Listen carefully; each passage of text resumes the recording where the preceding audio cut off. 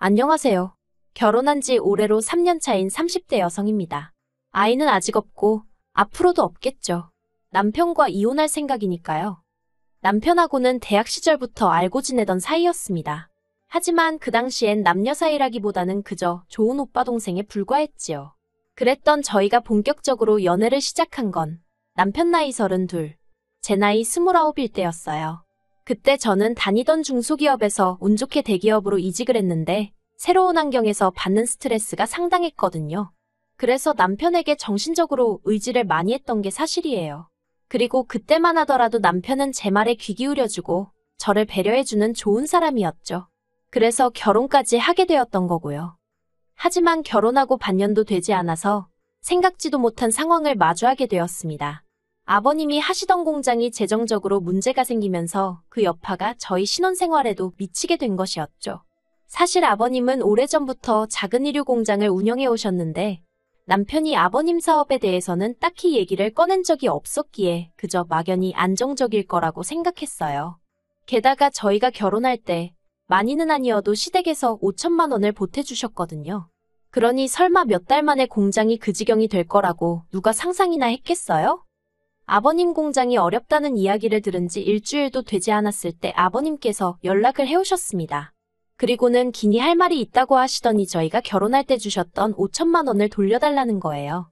참고로 결혼 당시 저는 모아둔 돈이 7천 있었던 반면 남편은 3천의 대출이 남은 외제차 한 대가 전부였어요. 결혼 이야기는 남편이 먼저 꺼냈는데 가진 게 제 생각보다 너무 없어서 황당하더라고요. 그래서 제가 남편더러 결혼은 좀 더 준비가 되면 하자니까 돈 때문이냐며 혼자 씩씩거리더니 며칠 뒤 시부모님이 5천을 해주시기로 했다더라고요. 그래서 저는 말은 안 했지만 어머님 아버님 생각에도 아들이 장가가기엔 너무 가진 게 없어서 해주셨나 보다 싶었습니다. 그리고 이 이야기를 친정에 하니 친정 부모님께서 저도 그럼 5천은 해가는 게 좋겠다며 선뜻 5천을 내주시대요. 아무튼 그런데 이제 와서 해준 돈을 돌려달라 하시니 황당하고 어이가 없었죠. 게다가 제가 그 돈을 어디 통장에 넣어둔 것도 아니고 이미 전세 보증금으로 다 써버린 상황이었는데 말이에요. 그래서 제가 무슨 수로 그 돈을 돌려드리냐고 못 드린다고 했어요. 그랬더니 아버님께서 지금 시애비가 죽게 생겼다는데 못 준다는 소리가 나오냐면서 큰 소리를 내셨습니다. 제가 당시 결혼한 지 반년도 안 됐을 때였는데 시아버지 되시는 분이 목청을 높이시니 얼마나 놀랬겠어요. 그래서 그땐 제가 그 앞에서 찍소리도 못하고 남편더러 일을 어쩌면 좋냐니까 남편이란 인간이 기껏 한다는 소리가 어쩌겠냐며 이사를 하자는 겁니다. 집주인한테 상황 설명하면 이해해주지 않겠냐면서 이참에 좀 더 작은 집으로 가자는 거예요. 그리고 그런 소리를 아무렇지도 않게 하는 남편을 보고 있으니 솔직히 눈앞이 캄캄하대요. 만약에 저 혼자라면 얼마든지 줄여갈 수 있죠. 하지만 저희가 무슨 대학생도 아니고 그래도 엄연히 신혼집인데 너무 초라한 곳에서 살고 싶지는 않았거든요. 뿐만 아니라 집주인에게 사정을 설명했지만 집주인도 난감해하대요. 전세를 들어오고 싶어하는 사람이 있다면 모르겠지만 그게 아니라면 자기도 당장 돈을 어디서 구해줄 방법이 없다면서요. 그리고 저는 답답한 마음에 결국 친정 부모님에게 상황을 설명하고 손을 벌리게 되었습니다. 지금 생각하면 저도 참으로 철이 없었던 거죠. 하지만 그때는 친정 부모님 외에는 딱히 떠오르는 해결책이 없었어요. 저희 이름으로 대출을 받아서 시댁에 드리자니 대출이자가 부담스럽기도 했고 한편으론 억울하기도 했거든요. 아무튼 며칠 뒤 제 계좌로 친정아버지 이름으로 5천만 원이 입금되었습니다. 저는 솔직히 도와달라고 말씀은 드렸지만 친정아버지가 이렇게 빨리 해주실 줄은 몰랐어요. 그래서 바로 친정아버지한테 연락을 드리고 감사하다 하니 당신은 모르는 일이라며 잡아떼시는 거예요. 저희 친정아버지가 원래 앞에서는 무뚝뚝하신데 뒤로는 잘 챙겨주시고 그러면서도 고마워하면 낯뜨겁다고 못하게 하시는 성격이십니다. 아무튼 제가 친정아버지더러 이 돈은 무슨 수를 써서라도 꼭 갚겠다니까 갚긴 뭘 갚냐며 쓸데없는 소리 하지 말라고 하시더니 필요한 데다가 욕이나 겠어 그러시대요. 그리고는 저더러 남편한테 너무 싫은 소리 하지 말랍니다. 남편이야말로 지금 이 상황이 얼마나 답답하고 속상하겠냐면서요. 그리고 그 주 주말 저와 남편은 시댁을 찾았습니다. 그리고 아버님께 친정아버지가 주신 5천을 드리며 이걸로 저희 결혼할 때 시댁에서 받은 건 없는 거나 마찬가지라고 딱 잘라 이야기를 했네요. 되바라져 보일 수 있겠지만 이런 이야기를 꺼낸 이유는 단순했습니다. 어머님 아버님께서 지난 몇 달 동안 5천 해주신 걸로 어지간히 생색을 내셨거든요. 더 해주지 못해서 속상해하시는 친정부모님과 달리 시부모님은 우리 나이에 5천이면 얼마나 큰 돈인지 아냐면서 매 순간 감사하는 마음을 가지라는 둥. 그러다가 돌려달라고 하실 때는 못 준다는 저를 무슨 돈도 고른 애취급을 하시면서 얼마나 싫은 소리를 하셨는지 몰라요. 그러니 오죽하면 제가 이제 받은 거 없는 거란 소리를 대놓고 했을까요? 그리고 그런 저에게 어머님 아버님 두 분 다 별 말씀은 안 하셨지만 상당히 당황하신 눈치셨어요. 한편 시댁에 5천을 건네고 몇 달 지나지 않아 이번엔 집주인 쪽에서 먼저 연락이 왔습니다. 듣자 하니 자기 아들이 결혼을 하게 됐다면서 자기네 사정 좀 봐달라는 거예요. 그리고 저는 옳다구나 싶었습니다. 솔직히 살아보니까 여러 가지로 저희랑 안 맞는 부분이 많았거든요. 회사까지 가는 길도 교통편 자체는 나쁘지 않았는데 문제는 그 일대에 저희처럼 출근하는 사람들이 워낙 많다 보니 버스에 앉아서 간다는 건 상상도 할 수 없었고요. 그리고 집 상태도 도배를 싹 해놔서 그런지 겉에서 보기에는 깨끗하고 멀쩡해 보여요. 그런데 어찌나 여기저기서 벌레가 많이 나오던지 자려고 누우면 벽에 꼭 벌레가 기어가고 있을 것 같아서 졸리긴 한데 잠이 안 오는 거예요.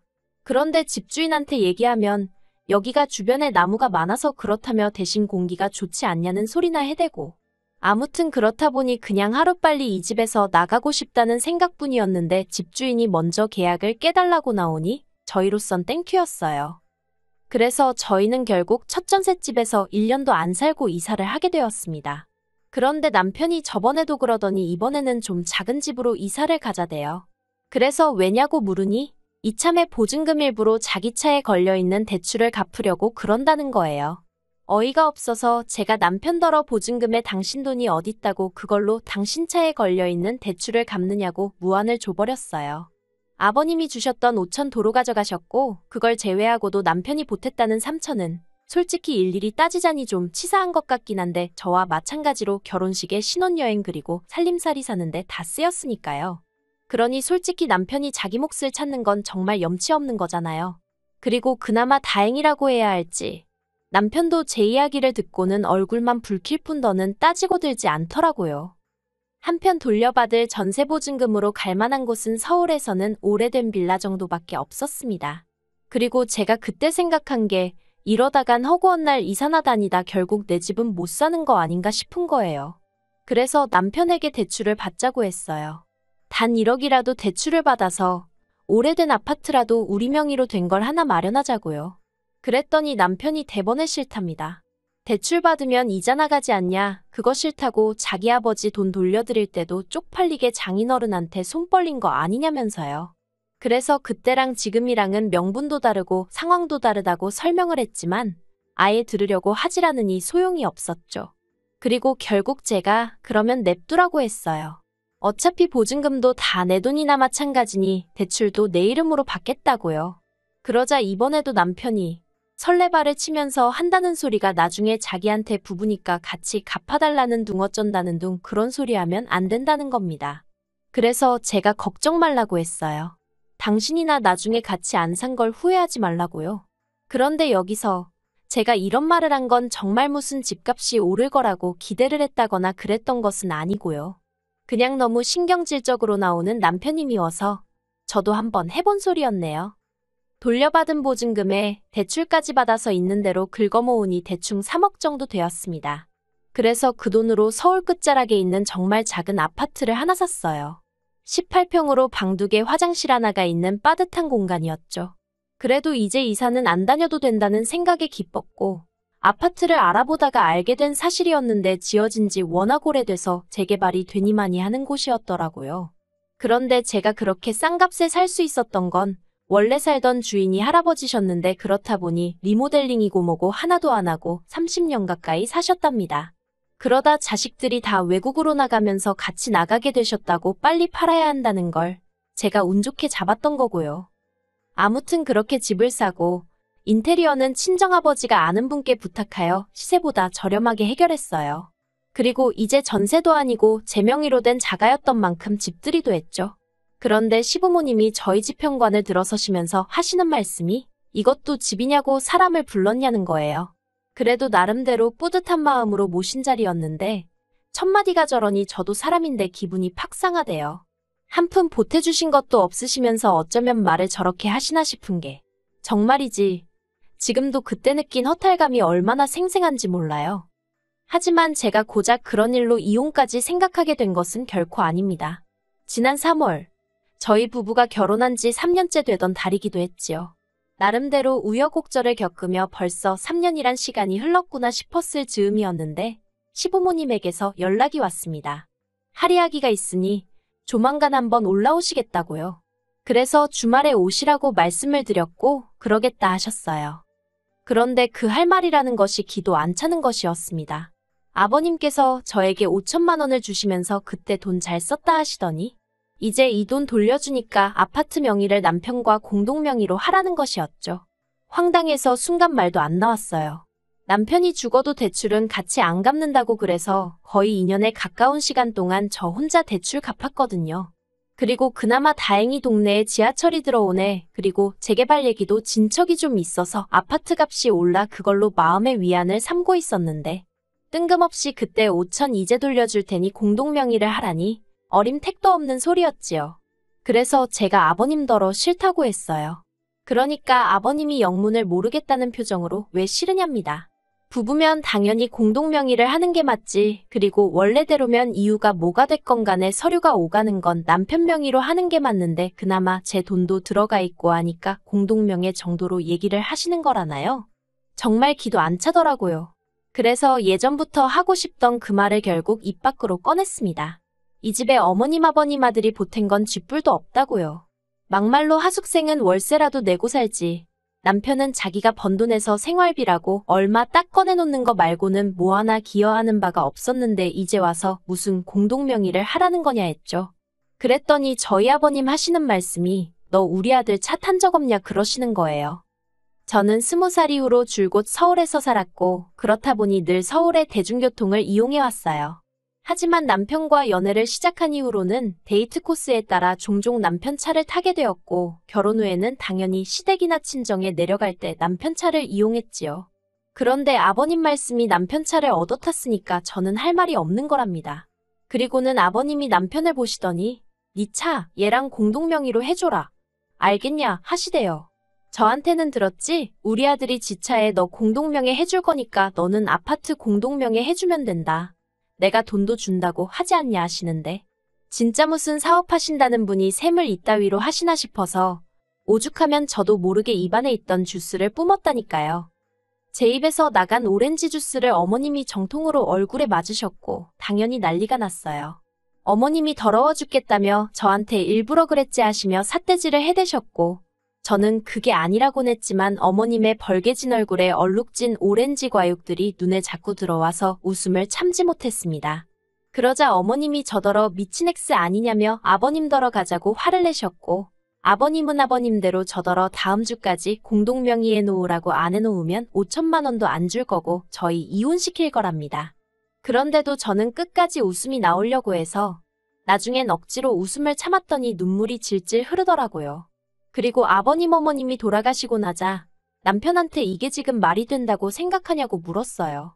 그랬더니 남편이 공동명의하는 게 돈 드는 것도 아니고 뭐가 문제냐입니다. 저만 원하면 앞으로 대출금도 같이 갚겠다면서 저더러 너무 계산적으로 사는 거 보기 안 좋다대요. 그리고 한다는 말이 대신 앞으로는 차 실컷 쓰게 해줄게 하는데 제가 됐다 그랬습니다. 계산적이나마나 나는 그 5천 안 받아도 그만이고 대출도 혼자 갚아도 되고 차도 내가 한 대 뽑으면 뽑았지 공동명의할 생각 없다고 했어요. 그랬더니 남편이 너 진짜 그럴 거냐면서 아버지가 우리 이혼시킨다는데 그래도 상관없냐입니다. 그래서 제가 남편더러 아버님이 나랑 이혼하란다고 진짜 이혼할 거냐고 물었어요. 하란다고 하는 인간이면 나야말로 같이 살기 싫다고요. 그랬더니 남편이 자기는 부모님 말씀은 거역 못한답니다. 그래서 제가 그러면 별 수 없네 하니까 남편이 저더러 이기적이라며 너무한다더니 후회 안 하냐대요. 고작 이깟 코딱지만한 아파트 때문에 이혼 여딱지부터도 상관없냐면서요. 그래서 이깟 코딱지만한 아파트라고 해도 너보다 낫다고 해버렸어요. 그랬더니 남편이 저더러 마음대로 하라면서 지 짐 싸서 나갔습니다. 내일은 남은 짐도 다 챙겨서 이혼 서류랑 같이 시댁에 보내버리려고요.